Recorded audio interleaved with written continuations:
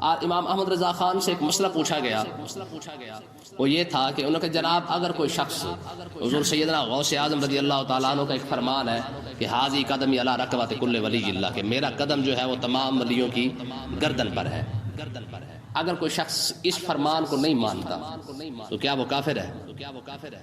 امام احمد رضا خان نے فرمایا نہیں، کیونکہ ولی ہے، اور ولی کے انکار سے بندہ کافر نہیں ہوتا۔ لیکن اگلی بات بھی ساتھ ارشاد فرما دی، فرمایا ولی کے انکار سے بندہ کافر نہیں ہوتا، اس میں کوئی شک نہیں ہے، لیکن اس نحوست کی وجہ سے ان قریب ہو سکتا ہے وہ بڑے سے بڑے کفر کے اندر مبتلا ہو جائے۔ مسئلہ سمجھ آیا کہ نہیں آیا؟ ولی کے انکار سے بندہ کافر نہیں ہوتا، لیکن یہ نحوست پڑ جائے، کیونکہ حدیث پاک ہے میں جب اللہ تبارک و تعالیٰ کسی کو گمراہ کرتا ہے نا تو رب ایسے ڈائریکٹ گمراہ نہیں کرتا، بلکہ اپنے نیک بندے کا بغض اس کے دل کے اندر ڈال دیتا ہے، نیک بندے کا بغض اس کے دل میں ڈال دیتا ہے، وہ جب اس نیک بندے سے نفرت کرنے لگ جاتا ہے فرمایا اس نحوست کی وجہ سے اللہ تبارک و تعالی جو ہے وہ اس کو کفر کی طرف لے جاتا ہے، اور جس بندے سے محبت کرنا چاہے، جس بندے سے پیار کرنا چاہے فرمایا اس کے دل کے اندر اپنے نیک بندے کی محبت ڈال دیتا ہے، وہ اپنے نیک بندے سے محبت کر رہا ہوتا ہے، رب اس سے محبت کر رہا ہوتا ہے، ٹھیک ہے نا جی۔ تو اس کا مطلب یہ ہے کہ محبت اور نفرت کا معیار اللہ تبارک و تعالی نے ہمیں عطا فرما دیا ہے۔ اگر کسی نیک بندے کا نفرت ہمارے دل کے اندر ہے تو پھر ہمیں سوچ لینا چاہیے کہ ہم کہاں جا رہے ہیں، اور اگر کسی نیک بندے کی محبت ہمارے دل میں ہے تو پھر یہ بھی مبارکباد والی بات ہے کہ چلو کم سے کم اور کچھ نہیں، کسی نیک بندے کی محبت جب ہمارے دل میں آ جائے تو سمجھ لو کہ رب ہمیں کسی نہ کسی لحاظ سے قبول ضرور کر رہا ہے۔ دیکھیں نا حضرت ابراہیم ابن ادم رضی اللہ تعالیٰ عنہ، کتنا مشہور واقعہ ہے ان کا کہ وہ خواب میں انہوں نے دیکھا کہ دو فرشتے آئے، انہوں نے کہا بھی ہاں بھائی کیا کر رہا ہے؟ انہوں نے کہا جی کچھ بھی نہیں کر رہا۔ ایک فرشتہ دوسرے سے کہہ رہا ہے میں نے لسٹ بنائی ہوئی ہے جو اللہ کے ولی ہے، جو اللہ کے نیک بندے نا ان کی لسٹ بنائی ہوئی ہے۔ ابراہیم ابن ادم کہتے ہیں یار میرا نام بھی ہے، کہتے ہیں نہیں تیرا نام نہیں ہے۔ تو کہتے ہیں جب میں نے ان کو کہا خواب کے اندر فرشتوں کو کہا، میں نے کہا یار اس طرح کرو میرا نام نا ان سے محبت کرنے والوں میں ڈال دو، چلو میں ولی نہیں بن سکتا نا، ٹھیک ہے نیک میں تو نہیں آ سکتا، لیکن اتنا تو کر سکتے ہو یار میرا نام ان محبت کرنے والوں کی لسٹ میں ڈال دو۔ کہتے ہیں جی چلے ٹھیک ہے ڈال دیتے ہیں، انہوں نے ڈال دیا۔ جب ڈال دیا تو کہتے ہیں پھر دوبارہ پھر جو ہے چلے گئے واپس، پھر آئے خواب میں دیکھا، کہتے ہیں کہ جتنے نیک بندوں کی جو لسٹ بنی تھی سب سے اوپر ابراہیم ابن ادم کا نام لکھا ہوا تھا، ساری لسٹ کے اوپر، ٹھیک ہے۔ تو حضرت ابراہیم ابن ادم نے پوچھا، کہا جناب یہ ماجرا کیسے ہو گیا؟ میں نے تو محبین کے اندر اپنا نام لکھوایا تھا، محبت کرنے والوں میں اپنا نام لکھوایا تھا، اور میرا نام جو ہے وہ کیا کہتے ہیں ٹاپ آف دا لسٹ آ گیا ہے، پورا جناب میرا اوپر سب سے بڑا نام میرا لکھ دیا گیا ہے۔ تو فرمایا ہاں بات وہی ہے کہ جب تو نے اپنا نام محبین میں لکھوایا نا، محبت کرنے والوں میں، تو اللہ تعالیٰ نے فرمایا یار میرا بندہ میرے ہی بندوں سے محبت کرتا ہے اور میری وجہ سے محبت کر رہا ہے کہ رب کے نیک بندے ہیں، ہمارے رب کو یہ ادا بڑی پسند ہے۔ رب نے فرمایا اعوذ باللہ من الشیطان الرجیم بسم اللہ الرحمن الرحیم ومنهم امیون لا یعلمون الکتاب الا امانی وانہم الا یظنون۔ یہودیوں کی تین قسمیں ہیں، ایک علماء ہے، دوسرے وہ ہیں جو علماء کے ساتھ بیٹھا کرتے تھے، اور تیسرے وہ تھے جو بالکل چٹے ہی ان پڑھ جاہل تھے۔ یہود کے علماء نے ان کو یہ سمجھایا ہوا تھا کہ بھئی بات یہ ہے کہ تم جو مرضی کرو، آج بھی یہودیوں کا یہی عقیدہ ہے کہ تم جو مرضی کرو، ہم نے جہنم کے اندر اول تو جانا نہیں ہے کیونکہ ہم نبی زادے ہیں، اور ان کا یہ بھی عقیدہ تھا کہ اگر اللہ تبارک و تعالیٰ نے ہمیں جہنم میں بھیجا بھی صحیح تو ہمارے جو بزرگ ہیں، جو انبیاء ہیں، وہ آ کر اللہ تعالیٰ سے لڑ جھگڑ کر ہمیں چھین کر جنت میں بھیج دیں گے۔ اور ایک طبقہ تھا جو بالکل ہی نرا جاہل تھا، جنہوں نے یہ باتیں سنی ہوئی تھی، یہ جنت میں جانے والی یہودی کہتے تھے کہ اول بات یہ ہے کہ ہم نے جہنم میں نہیں جانا، ہاں اگر گئے بھی سی تو کتنا عرصہ رہیں گے؟ تو وہ کہتے تھے کہ جتنا عرصہ ہمارے باپ دادا نے بچھڑے کی پوجا کی ہے یعنی 40 دن، اتنا ہی عرصہ ہم نے جہنم میں جانا ہے، اس کے بعد پھر نکال کے ہمیں جنت میں بھیج دیا جائے گا۔ یہ آج بھی ان کا یہی عقیدہ ہے۔ تو اس کے متعلق یہ ساری بات ہو رہی ہے۔ تو یہودیوں کی ان عقیدے کو یہاں پہ بیان کیا گیا ہے کہ وَمِنْهُمْ أُمِّيُّونَ لَا يَعْلَمُونَ الْكِتَابَ، ان یہودیوں میں سے کچھ ان پڑھ ہیں جو لا یعلمون الکتاب، جو کتاب یعنی تورات کے بارے میں کچھ بھی نہیں جانتے، انہوں نے تورات کو کبھی پڑھا ہی نہیں ہے، کبھی دیکھا ہی نہیں ہے۔ الا امانیہ وانہم الا یظنون، ان کے پاس کچھ من گھڑت قصے ہیں، وانہم الا یظنون، یا کچھ خالی خیالی باتیں ہیں، اس کے علاوہ ان کے پاس کوئی چیز نہیں ہے۔ باقی رہا مسئلہ یہودیوں کے علماء کا، تو ان کا حال یہ ہے فویل للذین یکتبون الکتاب بایدیہم، تو خرابی ہے ان کے لیے، یہ یہودیوں کی بات ہو رہی ہے جنہوں نے کتاب کو اپنی ہاتھوں سے لکھا، کتاب کو اپنے ہاتھوں سے لکھا۔ کیا مطلب کیا ہے؟ مطلب یہ ہے کہ یہودی علماء کے جو ان کے علماء تھے، ان کا جو نذرانے، جو خرچے، جو سارا کچھ آ رہا تھا نا، نظر و نیاز جو آ رہی تھی، وہ ان سے ان کے جو ہے وہ یاشی ہو رہی تھی۔ جب آقا علیہ الصلوۃ والسلام مدینہ طیبہ تشریف لائے تو انہوں نے دیکھا بھی بات یہ ہے کہ اگر حضور کو ہم مان لیتے ہیں تو ہمارے نذرانے، ہمارے عقیدے، جو ہمارے جو خرچیاں یا جو چل رہی ہیں جی، یہ جو لنگر چل رہا ہے، جو ہے جی یہ سارا حساب کتاب جو ہمارا چل رہا ہے، یہ تو پھر ختم ہو جائے گا، تو پھر کیا کریں؟ تو اپنے ان خرچوں کو، اپنے ان نذرانوں کو بچانے کی خاطر انہوں نے تورات کے اندر جو کچھ لکھا ہوا تھا اس کو بدل ڈالا۔ مثلا حضور کی شان یہ لکھی ہوئی تھی کہ حضور علیہ الصلوۃ والسلام درمیانے قد کے ہوں گے، ٹھیک ہے، انہوں نے لکھ دیا وہاں پہ کہ حضور لمبے قد کے ہوں گے۔ آقا علیہ الصلوۃ والسلام کے زلفوں کے مبارک کے اندر لکھا ہوا تھا کہ حضور کے زلفیں جو ہیں وہ گھنگریالی ہوں گی۔ انہوں نے کہا نہیں، وہ گھنگریالی نہیں ہوں گی، وہ ایسی ہوں گی کہ ان کے اندر کوئی جس طرح مطلب جن کو یوں سمجھ لیں کہ کنگھی وغیرہ بھی نہیں کیا جاتا، اجڑی ہوئی حالت کے اندر ہوں گی۔ تو جو حضور علیہ الصلوۃ والسلام کے اوصاف تھے انہوں نے ان کو اپنے ہاتھ سے لکھ کر بدل ڈالا۔ تو اللہ تبارک و تعالیٰ نے یہ ان کی طرف اشارہ کیا، ایک تو وہ جاہل لوگ جن کو یہودی علماء نے سکھا دیا تھا کہ بھائی ہم تو جنتی ہیں، جس طرح ہمارا طبقہ آج جو علماء نہیں، یہ جو خطیب حضرات ہیں، جو واعظ لوگ ہیں، ٹھیک ہے نا، یہ کیا کرتے ہیں؟ اب دیکھ لیں، یہ بھی یہی بات سناتے ہیں کہ بھائی تم محفل میلاد کرا لی، تم نے فلیاد، تم جنتی ہو گئے، ٹھیک ہے، تم نے جناب اعلیٰ فلانا کام کر دیا، تم جنتی ہو گیا، فلانا کام کر لو، جنتی ہو گیا۔ ان کو بھی یہی چیزیں سکھائی گئی۔ انہوں نے کہا بھائی بات یہ ہے کہ تم جو مرضی کرو تم پھر بھی جنتی ہو۔ اول تو تم جنت میں جاتے نہیں، اور اگر جنت میں چلے گئے تو تم وہاں نے رہنا نہیں ہے۔ اور یہی بات آج کا خطیب کھڑا ہو کے جناب لوگوں کو محفل میلاد میں کہہ رہا تھا کہ جناب بات یہ ہے کہ آپ عاشقان رسول ہیں، آپ جو مرضی کریں، نماز نہ پڑھیں، روزہ نہ رکھے، حج نہ کریں، زکوٰۃ نہ دیں، ہے جی، صدقہ خیرات نہ کریں، اسلام کی کوئی بات مانے نہ مانے، آپ کیونکہ محفل میلاد کرا رہے ہیں، نعرے لگا رہے ہیں سرکار کی آمد مرحبا کے، ٹھیک ہے، فلہذا آپ بھی جنتی، ٹھیک ہے۔ جو ذہن ان کا بنایا گیا، آج ہماری وہی عوام کا ذہن اسی طریقے سے بنا دیا گیا۔ آج دیکھ لیں کہ کوئی بندہ اسلام کی طرف آنے کے لیے تیار نہیں ہے، لیکن اپنے آپ کو جنتی ضرور کہتا ہے، کہتے ہیں جی ہم سرکار کے عاشق نہیں، کیوں عاشق ہے تو کہتے جی ہم روز سلام پڑھتے ہیں، ہم روز نعتیں پڑھتے ہیں، ہم روز کھڑے ہو کے اتنی بار درود پڑھتے ہیں، ٹھیک ہے۔ حالانکہ یاد رکھے سلام پڑھنا، درود پڑھنا، یہ سارا کچھ پڑھنا یہ مستحبات کے اندر شامل ہے، اور مستحب اس وقت تک قبول نہیں ہوتا جب تک فرائض شامل نہ ہو جائے۔ فرضوں کو چھوڑ کے قوم مستحبات کی طرف کھڑی ہوئی ہے۔ آپ دیکھ لیں کون سا فرض ہے جو قوم ادا کر رہی ہے، حالانکہ مستحبات سارے ادا ہو رہے ہیں۔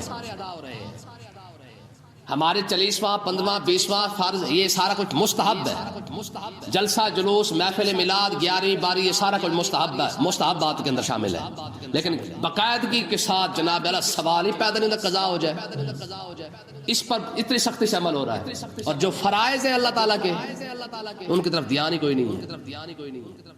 تو یہی چیز جو ان کو سکھائی گئی وہ انہی کو سکھا دی گئی۔ جس طرح وہ جاہل ان پڑھ تھے، ان کے علماء جو علماء تھے ان کے، وہ انہیں اس طرف لگا دی، اور آج کے ہمارے خطیبوں نے بھی قوم کو اس طرف لگا کے رکھا ہے۔ حالانکہ علماء حق جو ہے نا آج بھی ایسی باتیں نہیں کرتے، وہ کہتے ہیں نہیں بھائی یہ سارا کچھ مستحب ہے، اس کو چھوڑے آپ جانتے ہیں میں نا ایک محفل میں گیا، وہاں پہ صرف اسی بات پہ لڑائی ہوگی کہ ہاں جی محفل کے بعد سلام کیوں نہیں پڑھا، ایک بندہ گل پڑ گیا، انہوں نے کہا ہاں بھائی سلام کیوں؟ میں نے کہا یار بات سن، یہ اول تو پہلی بات یہ کہ محفل ہی مستحب ہے، اور محفل کے بعد سلام پڑھنا بھی مستحب ہے، اگر نہیں بھی پڑھا تو گناہ گار نہیں ہے۔ وجہ کیا ہے کہ ہم نے جب ان چیزوں کو اتنا زور دے دیا ہے، علماء فرماتے ہیں مستحب کا عمل مطلب ہی یہی ہوتا ہے، کر لو تو اللہ تعالیٰ ثواب عطا فرما دے گا، نہیں کرو گے تو اللہ تعالیٰ اس کا گناہ نہیں لکھا جائے گا، ٹھیک ہے نا۔ لیکن کچھ چیزیں ہم نے اپنے اوپر ٹھوس لیا کہ نہیں جی ان کے بغیر تو گزارا ہی نہیں ہوتا۔ بائیں طرف سے آپ تکبیر نہیں پڑھ سکتے، کیوں جی؟ حالانکہ بائیں طرف سے پڑھنے میں کوئی حرج نہیں ہے۔ سلام کے ساتھ نماز، اذان کے لیے اذان کے ساتھ سلام پڑھنا یہ کوئی فرض واجب نہیں ہے، مستحب عمل ہے۔ اگر نہ بھی پڑھا جائے تو اذان تو پھر بھی ہو جائے گی، ٹھیک ہے۔ تو کہنے کا مقصد یہ ہے کہ یہ چیزیں کرتے ہم ضرور ہیں، اہل سنت کی نشانیاں ضرور ہیں یہ، لیکن فرض نہیں ہے۔ ہاں اس سے اہل سنت کی پہچان ہے۔ ہم الصلوۃ والسلام نے کہا یا رسول اللہ اذان سے پہلے اس لیے پڑھتے ہیں کہ لوگوں کو پتہ چلے بھئی یہ اہل سنت کی مسجد ہے، بس۔ لیکن اس کا مطلب یہ نہیں کہ السلام اذان کا حصہ نہیں ہوتا ہے۔ تو ایسی کافی ساری چیزیں بہرحال۔ تو اللہ تبارک و تعالیٰ نے ارشاد فرمایا فوائل للذین یکتبون الکتاب بایدیہم، ان کے لیے خرابی ہے جنہوں نے کتاب کو اپنے ہاتھ سے لکھا ہے، ٹھیک ہے۔ ثم یقولون ھذا من عند اللہ، پھر کہتے ہیں یہ اللہ کی طرف سے ہے۔ آج قوم کو یہی حال ہمارے خطیبوں نے کیا ہے، ٹھیک ہے۔ وہ اپنی طرف سے بنا بنا کے ٹھوک ٹھوک کے کہتے جی عاشقان رسول سارے جنتی، کہاں لکھا ہوا ہے بھائی؟ ٹھیک ہے۔ ہمارے خطیب نے جوش کے اندر آ کے کہہ دیا، کہتے جی جو جاہل بندہ، جہالت بھی رسول اللہ تک پہنچا دیتی ہے۔ مجھے آپ بتائیں جہالت رسول اللہ تک پہنچا سکتی ہے؟ اگر جہالت رسول اللہ تک پہنچاتی تو حضور کا قریب کھڑا ہونے والا بندہ کبھی ابو جہل بن کے جہنم میں نہ جاتا، ٹھیک ہے نا جی۔ ہمارے خطیبوں نے تو یوں بیڑا غرق کیا قوم کا۔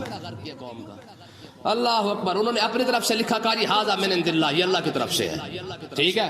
لیشتروا بہ ثمنا قلیلا، فرمایا اس وجہ سے کہ انہوں نے اس کے بدلے میں تھوڑے سے پیسے بنا لیے۔ ان کو پتہ تھا کہ یار یہ باتیں کریں گے تو تاکہ یہ لوگ نبی کی طرف نہ جائے، ہماری طرف رہے، ہماری پیری فقیری چلتی رہے، ہمارے نظر و نیاز چلتے رہے، ہمارے نذرانے چلتے رہے، تاکہ لوگ اسلام کی طرف نہ جائیں۔ اور آج دیکھ لیں لوگ آج بھی اسلام کو نہیں سننا چاہتے۔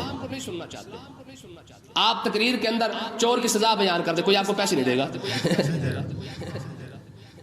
لیکن اگر میاں محمد بخش کا کلام پڑھ دیا جائے، وہ بھی پتہ کون سا ماں مرے تے پتہ نہیں سر ننگا ہوئے تے پیو مرے تے پتہ نہیں کاڑ ننگی ہوئے تے پتہ نہیں کیا کیا بنایا ہوا ہے، ٹھیک ہے نا۔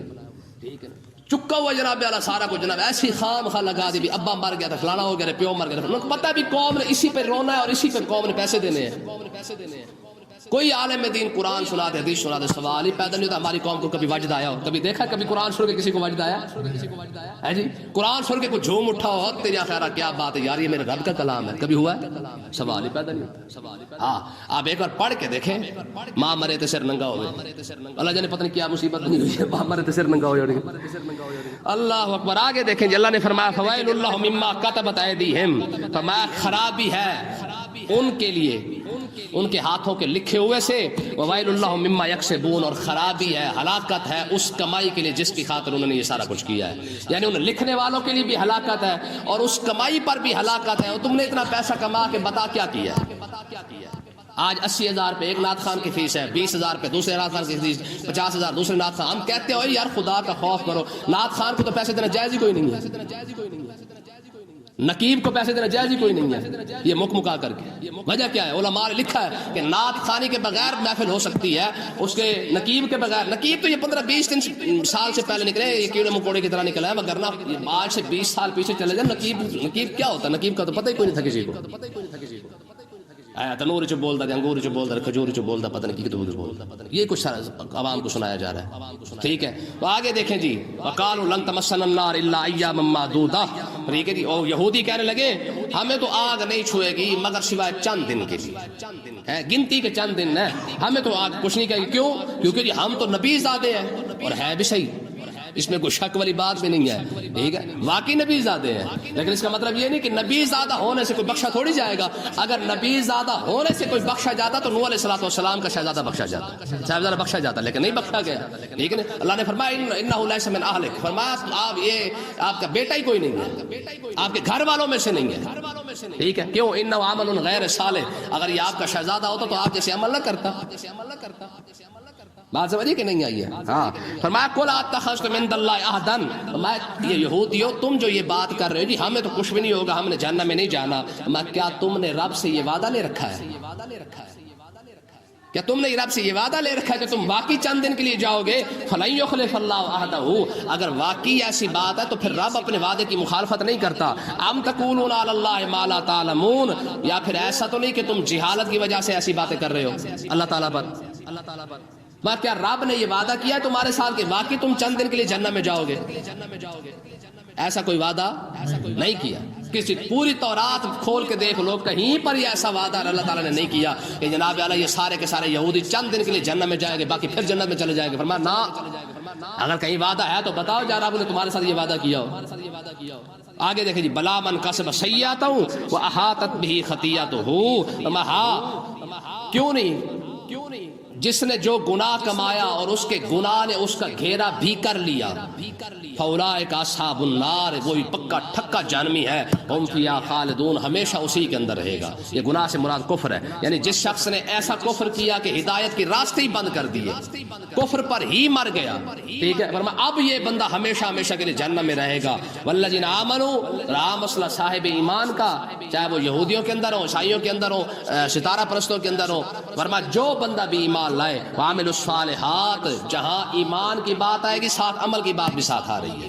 فرمایا والذین آمنوا، جو لوگ ایمان لائے، وعملوا الصالحات، انہوں نے اچھے عمل کیے، اولئک اصحاب الجنہ ہم فیہا خالدون، فرمایا یہی لوگ جنتی بھی ہیں اور ہمیشہ ہمیشہ کے لیے جنت میں یہی لوگ رہیں گے۔ اچھا ایک مسئلے کو سمجھے ذرا، یہودی کہتے ہیں کہ جی ہم نے جہنم میں تھوڑے دنوں کے لیے جانا ہے، ہم بھی یہی کہتے ہیں کہ جہنم میں مسلمان کبھی بھی ہمیشہ کے لیے نہیں رہے گا۔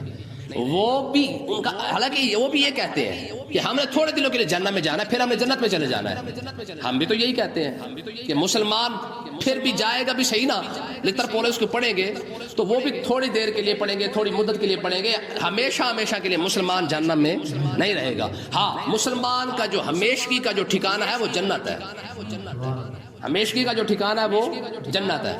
یہی عقیدہ تو یہودیوں کا ہے،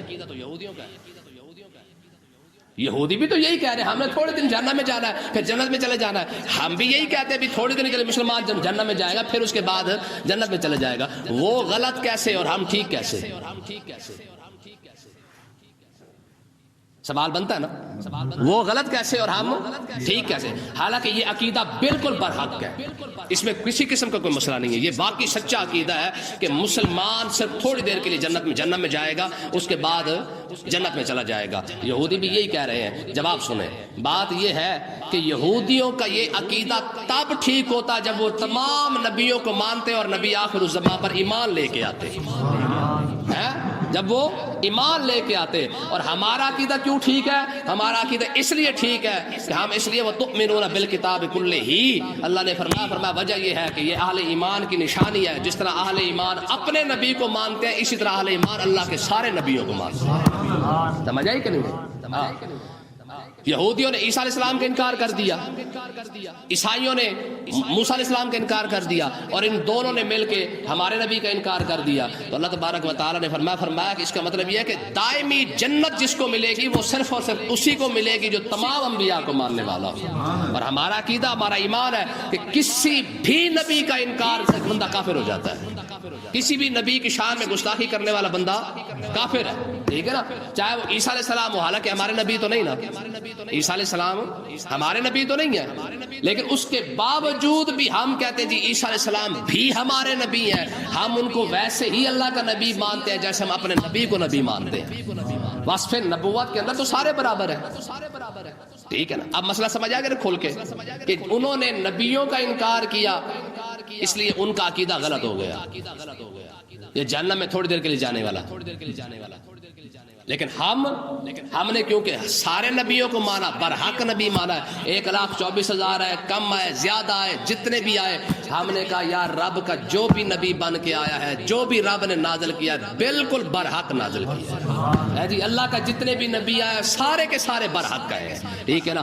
ہمارا اس عقیدے پر ایمان رکھنا کہ تمام نبی برحق ہیں اور رب کی طرف سے نبی ہی بن کے آئے ہیں، یہی وجہ ہے کہ ہم جب یہ بات کرتے ہیں، اس پر ایمان رکھتے ہیں، تو اس وجہ سے اللہ تعالی ہمیں دائمی جنت عطا فرمائے گا، اور اس انکار کی وجہ سے وہ دائمی جہنم کے اندر چلے جائیں گے، ٹھیک ہے۔ تو اہل ایمان کا یہ عقیدہ ہے کہ جس طرح تمام نبی برحق ہیں، اسی طرح موسیٰ علیہ السلام بھی برحق ہیں، اس طرح عیسیٰ علیہ السلام بھی برحق ہیں، ٹھیک ہے کہ نہیں ہے۔ تو یہ ایک عقیدہ تھا یہودیوں کے عقیدے میں، اور ہمارے عقیدہ تو ٹھیک ہے، لیکن یہودی یہاں پہ آ کے مار کھا گئے، یہاں پہ آ کے وہ جہنم میں چلے گئے، اور ہم یہیں پہ آ کے ہمارا کھاتا جو ہے بالکل سیدھا ہو گیا اور ہم جنت میں چلے گئے۔ سمجھے کامیابی اسی کے اندر ہے۔ تو اس کا مطلب یہ ہے کہ اللہ تبارک و تعالیٰ کے جتنے بھی نبی آئے ہیں سب پر ایمان رکھنا یہ کامل مومن کی نشانی ہے، یہ کامل مومن کی نشانی ہے۔ اب دیکھیں نا، ایک مزیداری والی بات ہے، عیسیٰ علیہ السلام یا موسیٰ علیہ السلام دونوں اللہ کے نبی ہیں، اور دونوں نبی بھی ایسے ہیں، دونوں کو کتاب اللہ تعالیٰ نے عطا فرمائی ہے، تورات بھی اور انجیل بھی۔ لیکن حال یہ ہوا ہے کہ یہودیوں نے آ کے عیسیٰ علیہ السلام کا جب انکار کیا، اور آقا علیہ السلام کا بھی ساتھ انکار کر دیا، ایک گستاخی انسان کو کہاں تک لے کے جاتی ہے، ٹھیک ہے۔ پہلے عیسیٰ علیہ السلام کا انکار کیا، کیونکہ پہلے جو وہی آئے ہیں، پھر اس کے بعد آقا علیہ السلام کا انکار کر دیا۔ اس انکار کی جو نحوست ہے انسان کو کہاں تک لے کے جاتی ہے۔ امام احمد رضا خان سے ایک مسئلہ پوچھا گیا، وہ یہ تھا کہ انہوں نے کہا جناب اگر کوئی شخص، حضور سیدنا غوث اعظم رضی اللہ تعالیٰ عنہ کا ایک فرمان ہے کہ حاذی قدمی علی رکبۃ کل ولی اللہ، کہ میرا قدم جو ہے وہ تمام ولیوں کی گردن پر ہے، اگر کوئی شخص اس فرمان کو نہیں مانتا تو کیا وہ کافر ہے؟ امام احمد رضا خان نے فرمایا نہیں، کیونکہ ولی ہے، اور ولی کے انکار سے بندہ کافر نہیں ہوتا۔ لیکن اگلی بات بھی ساتھ ارشاد فرما دی، فرمایا ولی کے انکار سے بندہ کافر نہیں ہوتا، اس میں کوئی شک نہیں ہے، لیکن اس نحوست کی وجہ سے ان قریب ہو سکتا ہے وہ بڑے سے بڑے کفر کے اندر مبتلا ہو جائے۔ مسئلہ سمجھ آیا کہ نہیں آیا؟ ولی کے انکار سے بندہ کافر نہیں ہوتا، لیکن یہ نحوست پڑ جائے، کیونکہ حدیث پاک ہے جب اللہ تبارک و تعالیٰ کسی کو گمراہ کرتا ہے نا، تو رب ایسے ڈائریکٹ گمراہ نہیں کرتا، بلکہ اپنے نیک بندے کا بغض اس کے دل کے اندر ڈال دیتا ہے، نیک بندے کا بغض اس کے دل میں ڈال دیتا ہے۔ وہ جب اس نیک بندے سے نفرت کرنے لگ جاتا ہے، فرمایا اس نحوست کی وجہ سے اللہ تبارک و تعالیٰ جو ہے وہ اس کو کفر کی طرف لے جاتا ہے، اور جس بندے سے محبت کرنا چاہے، جس بندے سے پیار کرنا چاہے، اس کے دل کے اندر اپنے نیک بندے کی محبت ڈال دیتا ہے، وہ اپنے نیک بندے سے محبت کر رہا ہوتا ہے، رب اس سے محبت کر رہا ہوتا ہے، ٹھیک ہے نا جی۔ تو اس کا مطلب یہ ہے کہ محبت اور نفرت کا معیار اللہ تبارک و تعالیٰ نے ہمیں عطا فرما دیا ہے۔ اگر کسی نیک بندے کا نفرت ہمارے دل کے اندر ہے تو پھر ہمیں سوچ لینا چاہیے کہ ہم کہاں جا رہے ہیں، اور اگر کسی نیک بندے کی محبت ہمارے دل میں ہے تو پھر یہ بھی مبارکباد والی بات ہے کہ چلو کم سے کم اور کچھ نہیں، کسی نیک بندے کی محبت جب ہمارے دل میں آ جائے تو سمجھ لو کہ رب ہمیں کسی نہ کسی لحاظ سے قبول ضرور کر رہا ہے۔ دیکھیں نا حضرت ابراہیم ابن ادم رضی اللہ تعالیٰ عنہ، کتنا مشہور واقعہ ہے ان کا کہ وہ خواب میں انہوں نے دیکھا کہ دو فرشتے آئے، انہوں نے کہا بھی ہاں بھائی کیا کر رہا ہے؟ انہوں نے کہا جی کچھ بھی نہیں کر رہا۔ ایک فرشتہ دوسرے سے کہہ رہا ہے میں نے لسٹ بنائی ہوئی ہے جو اللہ کے ولی ہے، جو اللہ کے نیک بندے نا ان کی لسٹ بنائی ہوئی ہے۔ ابراہیم ابن ادم کہتے ہیں یار میرا نام بھی ہے، کہتے ہیں نہیں تیرا نام نہیں ہے۔ تو کہتے ہیں جب میں نے ان کو کہا خواب کے اندر فرشتوں کو کہا، میں نے کہا یار اس طرح کرو میرا نام نا ان سے محبت کرنے والوں میں ڈال دو، چلو میں ولی نہیں بن سکتا نا، ٹھیک ہے نیک میں تو نہیں آ سکتا، لیکن اتنا تو کر سکتے ہو یار میرا نام ان محبت کرنے والوں کی لسٹ میں ڈال دو۔ کہتے ہیں جی چلے ٹھیک ہے ڈال دیتے ہیں، انہوں نے ڈال دیا۔ جب ڈال دیا تو کہتے ہیں پھر دوبارہ پھر جو ہے چلے گئے واپس، پھر آئے خواب میں دیکھا، کہتے ہیں کہ جتنے نیک بندوں کی جو لسٹ بنی تھی سب سے اوپر ابراہیم ابن ادم کا نام لکھا ہوا تھا، ساری لسٹ کے اوپر، ٹھیک ہے۔ تو حضرت ابراہیم ابن ادم نے پوچھا کہا جناب یہ ماجرا کیسے ہو گیا؟ میں نے تو محبین کے اندر اپنا نام لکھوایا تھا، محبت کرنے والوں میں اپنا نام لکھوایا تھا، اور میرا نام جو ہے وہ کیا کہتے ہیں ٹاپ آف دا لسٹ آ گیا ہے جی، پورا جناب میرا اوپر سب سے بڑا نام میرا لکھ دیا گیا ہے۔ تو فرمایا ہاں بات وہی ہے کہ جب تو نے اپنا نام محبین میں لکھوایا نا، محبت کرنے والوں میں، تو اللہ تعالیٰ نے فرمایا یار میرا بندہ میرے ہی بندوں سے محبت کرتا ہے اور میری وجہ سے محبت کر رہا ہے کہ رب کے نیک بندے ہیں، ہمارے رب کو یہ ادا بڑی پسند ہے۔ رب نے فرمایا